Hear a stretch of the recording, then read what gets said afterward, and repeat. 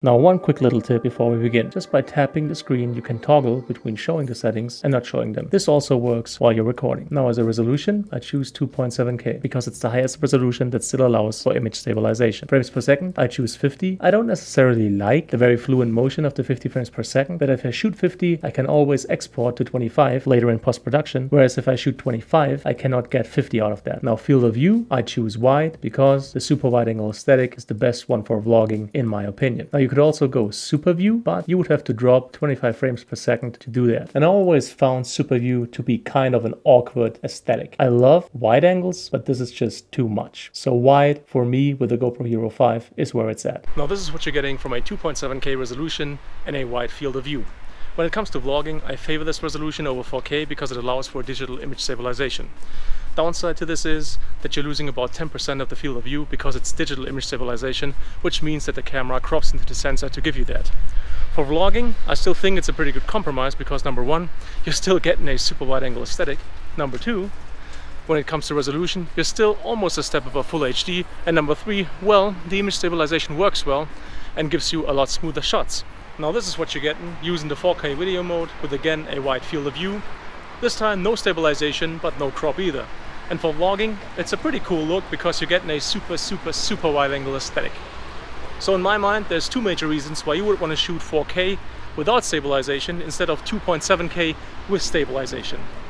Reason number one being, you don't really mind not having stabilization all that much because you're using such a wide viewing angle, such a wide lens that getting smooth shots, for example holding this out in front of yourself on a selfie stick, isn't all that hard to do. Or number two, you feel content that you can add stabilization later in post-production whenever you feel the need to.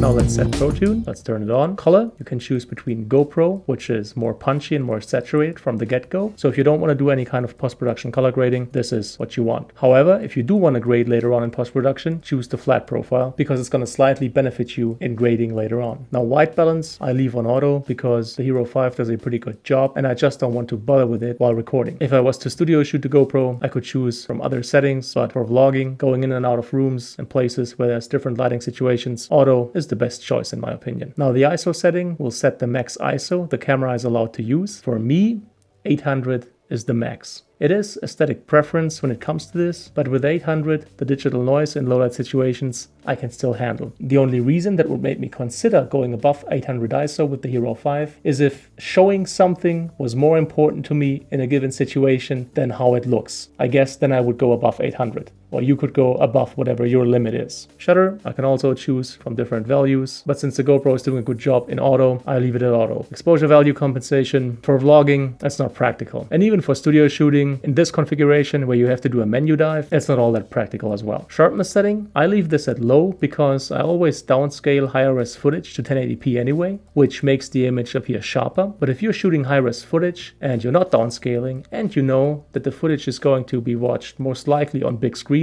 you might as well set this too high. But my bet is that you're still going to have to apply sharpening in post-production even if you set this too high to be satisfied. I leave this at low, and if later on I decide I have to sharpen, I will do so in post-production. Audio. Now you can apply different levels of audio processing if you were to go into sound mastering, because this will give you a separate waveform file for every track you record with the GoPro. But following my GoPro no worries philosophy, I just want a solid single audio track with good audio, and that's it. So I turn this off. Now video stabilization I turn on. Now auto low light can only be enabled if you're shooting 50 frames per second and higher, but not as high as 240 frames per second. What this will do is, if the camera detects a low light situation and you're shooting, say, at 50 frames per second, it will automatically drop to 25 frames per second. I keep this enabled following my no hassle philosophy with the GoPro Hero 5 because I don't mind the less fluid motion of the 25 frames per second anyway. But if you're a diehard fan of 50 frames per second and the fluid motion, and you do not want the camera to go to 25 frames per second, even if a low light situation, although that might give you a slightly brighter image, turn this off. Manual audio control, I want stereo only. This wind only option solution will enable the camera to apply internal digital wind protection, which is something I do not want it to do because I'm using an external audio setup that I can apply a foam wind muff and a micro dead cat to. So in my case, this takes care of the wind protection. Now this is what you're getting from the GoPro Hero 5 using its internal mics only. Better than what you would expect maybe from such a small camera with such small microphones. Still, two major downsides to using the internal mics only. Number one, you're not getting directional quality audio. And number two, using any kind of cage for the GoPro Hero 5 makes it next to impossible to both protect the microphones from wind but still get decent quality audio. So now let's use an external audio solution that will enable you to take care of both problems at once. And now what you're listening to is the little EtuTeach ETM008 mini directional microphone that we're using right now as an external audio source for the GoPro Hero 5. My voice is a lot clearer and a lot fuller, and also we can apply a little foam wind muff and a micro dead cat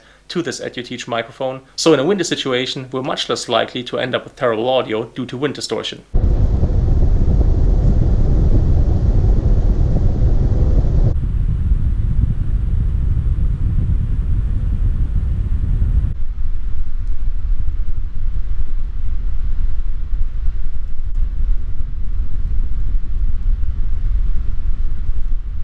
Now let's check this menu out. Here you can lock and unlock the screen, and this turns on or off voice control. Let's go to preferences. Now camera information is not of interest right now. Here you could update your GoPro via the GoPro app on a mobile device. Time, date format. Now voice control is turned on right now. Of course, English US it is, but there's a whole lot of other languages, so there's something for everyone. Now this is the list of commands, and you can use these commands to remote control your GoPro with your voice. So let's say you can't use your hands, or it's kind of difficult to reach the shutter button for whatever reason. You can now just go GoPro start recording, and the GoPro will start recording. You can say this is sick to highlight a take. GoPro stop recording. GoPro photo mode. GoPro time-lapse mode. GoPro video.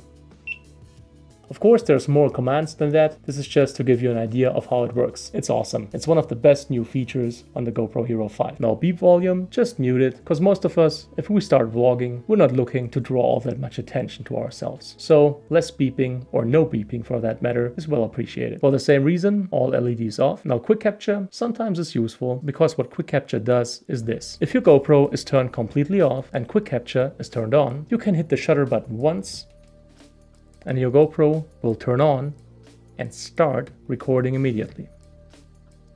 And if then you stop the recording via the shutter button, it will stop the recording, save it, and power down the device.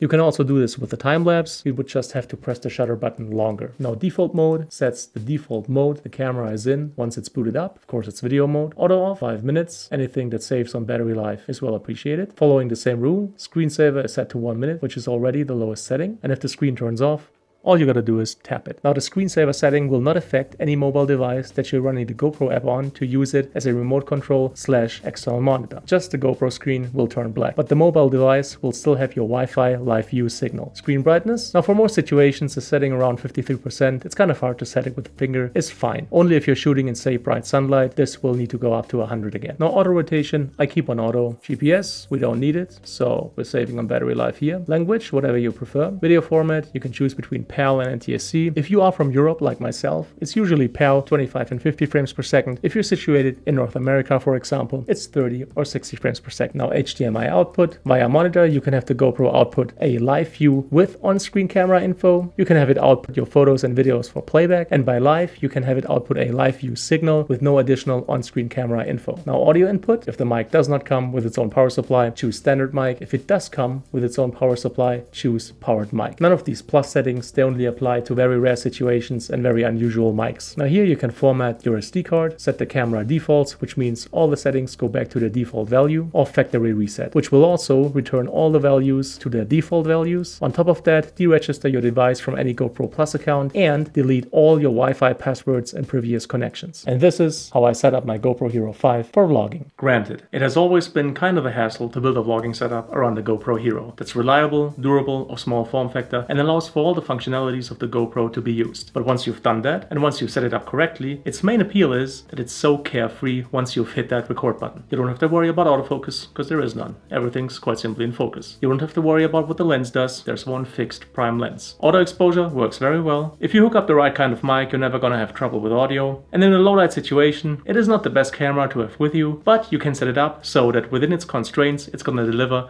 the best results possible automatically. So, if you liked the video, if you found it helpful, please make sure to leave a thumbs up. It's greatly appreciated. Any kind of comment or feedback is welcome, and I'll try to answer as quickly as possible. In any case, as always, thank you so much for your time. Thank you for watching, and hopefully see you again soon.